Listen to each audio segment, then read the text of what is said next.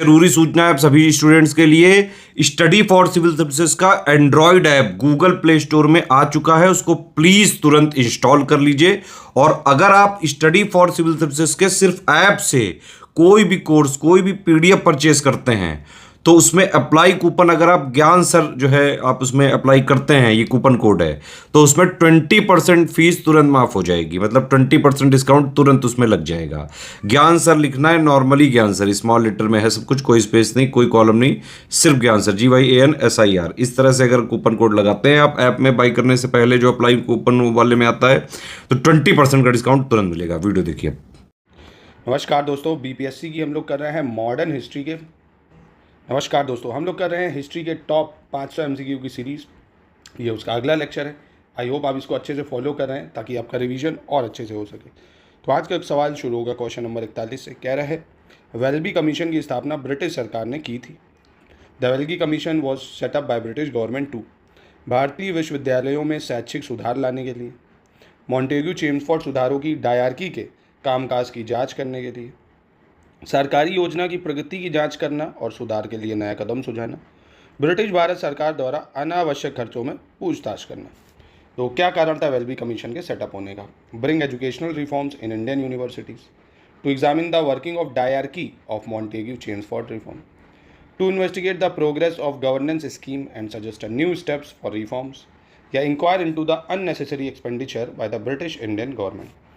तो क्या इसका सही उत्तर होना चाहिए? तो वेल्बी कमीशन बना कब था? वेल्बी कमीशन अगर आपको पता हो इसका टाइम पीरियड, तो इसकी रिपोर्ट पब्लिश हुई थी सन 1900 में, और ये बना था जो भी अननेसेसरी एक्सपेंडिचर्स हो रहे हैं ब्रिटिश इंडियन गवर्नमेंट में, उसके लिए, अनावश्यक खर्चों पर पूछताछ करने के लिए। ठीक है, 42 देखते हैं। आधुनिक भारत के इतिहास के संदर्भ में फ्रेजर कमीशन की स्थापना इस प्रकार की गई।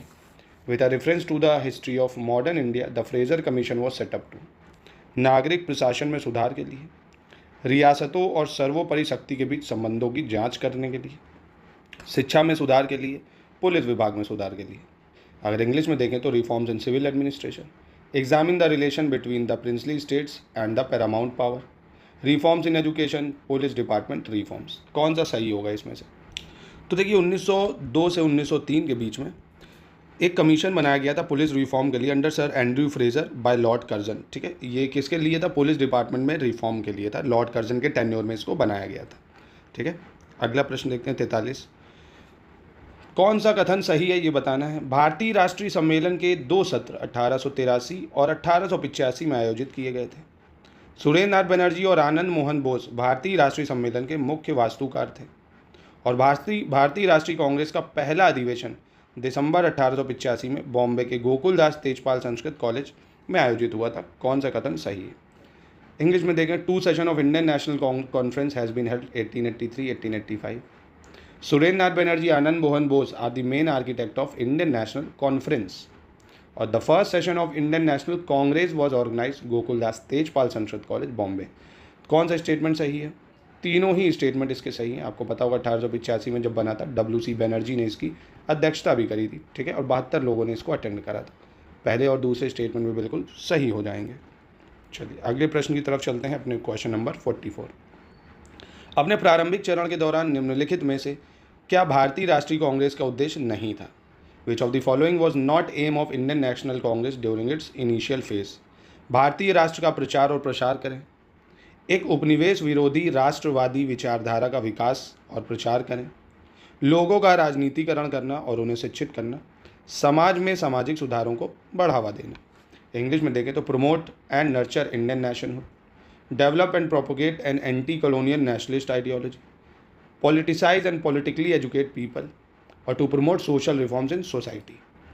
तो क्या था भैया इंडियन नेशनल कांग्रेस का इनिशियल फेज? तो सिंपल था, समाज में सामाजिक सुधारों को बढ़ावा देना। पहले स्टार्टिंग फेज में इनका यही एक उद्देश्य था, प्रमोट करना सोशल रिफॉर्म्स, हर तरह से सती प्रथा, ये सब जितनी भी पुरानी रूढ़िवादी प्रथाएं हैं उनको ख़त्म करने का मुख्य विचार था इनका।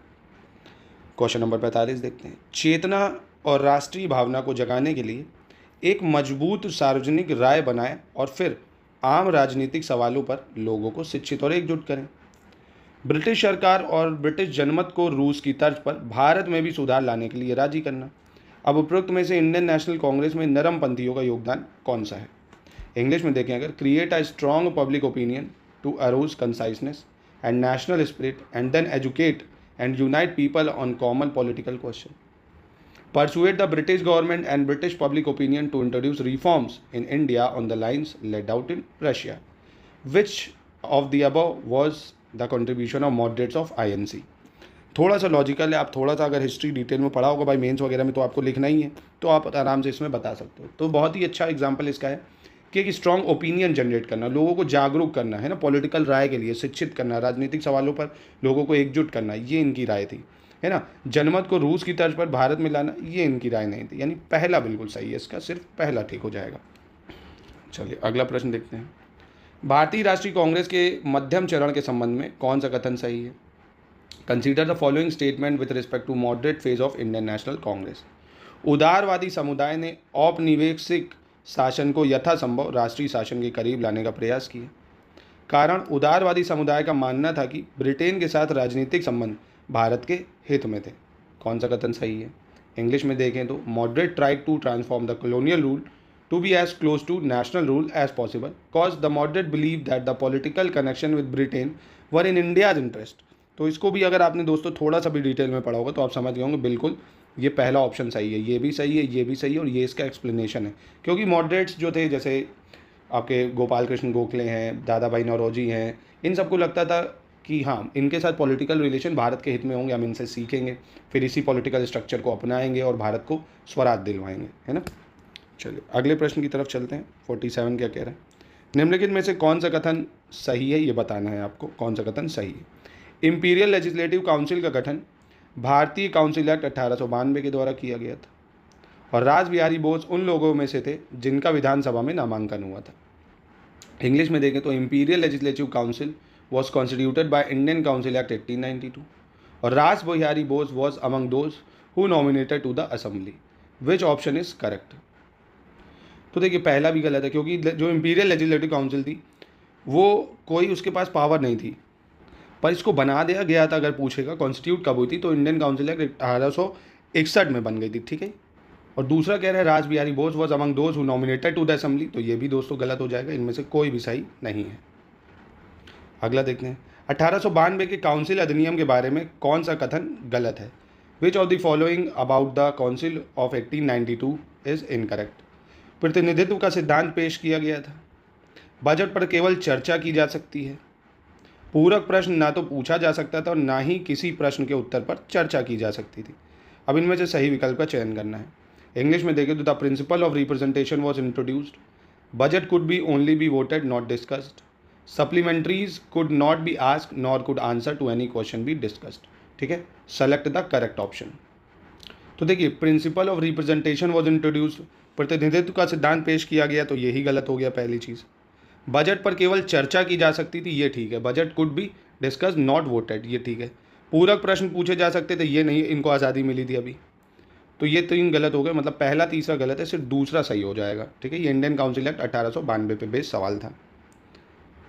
दोस्तों ऐसे ही पूरे नोट्स भी आप ले सकते हैं। स्टडी फॉर सिविल सर्विसेज पूरा स्टडी मटेरियल आपको मिल जाए। बीपीएससी की अगर आप प्रिपरेशन 2025 की करना चाहते हैं, पूरा प्रीलिम्स प्लस मेंस का इंटीग्रेटेड प्रोग्राम, प्लस आपको आंसर राइटिंग जितने भी है, पेड क्विज टेस्ट सीरीज बहुत ही कम प्राइस में आपको मिल जाएगा। सिलेक्शन मटेरियल जिसको पढ़ के आप सिर्फ सिलेक्शन की तैयारी कर सकते हैं। चलिए 49 नंबर देखते हैं। निम्नलिखित में से कौन सी मांगे भारतीय राष्ट्रीय कांग्रेस के नरमपंथियों द्वारा आगे रखी गई थी? विच of the following were the demands put forward bye moderates of INC? सरकारी सेवा का भारतीयकरण, इंडियनाइजेशन ऑफ गवर्नमेंट सर्विस, एक आक्रामक विदेश नीति का समर्थन जिसके परिणाम स्वरूप बर्मा का विनाश हुआ, विदेशों में अन्य ब्रिटिश उपनिवेशों में भारतीय श्रमिकों के लिए बेहतर उपचार की मांग। इंग्लिश में देखते हैं। Support of an aggressive foreign policy which resulted in annexation of Burma, demand for better treatment for Indian labour abroad in other British colonies. Which option is correct? तो देखिए पहला सरकारी सेवा का भारतीयकरण, इंडियनाइजेशन ऑफ फॉरेन पॉलिसी, ठीक है। Support of N aggressive foreign policy which resulted in annexation of Burma, ये गलत है दोस्तों।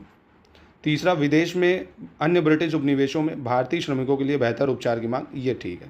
यानी पहला और तीसरा स्टेटमेंट यहाँ पे सही हो जाएगा, दूसरा गलत है, ठीक है, क्योंकि उसका क्रिटिसिज्म हो रहा था। अगर उसका आक्रामक जो पॉलिसी थी, एनेक्सेशन था बर्मा का, ठीक है, सपोर्ट नहीं था, उसका उल्टा क्रिटिसिज्म हो रहा था। चलिए अंतिम प्रश्न आज का देख लेते हैं। 50। निम्नलिखित में से कौन सही तरीके से मेल खाता है? इंडियन नेशनल कांग्रेस के संस्थापक सिद्धांत और कौन थे प्रमुख विश्वासी, मतलब प्रोमिनेंट बिलीवर, ये बताना है। फाउंडेशनल थ्योरी ऑफ आईएनएस, मतलब इंडियन नेशनल कांग्रेस, और प्रोमिनेंट बिलीवर। जैसे सुरक्षा वॉल सिद्धांत या सेफ्टी वॉल थ्योरी किसने दी, गोपाल कृष्ण गोखले। षड्यंत्र का सिद्धांत, आरपी दत्त।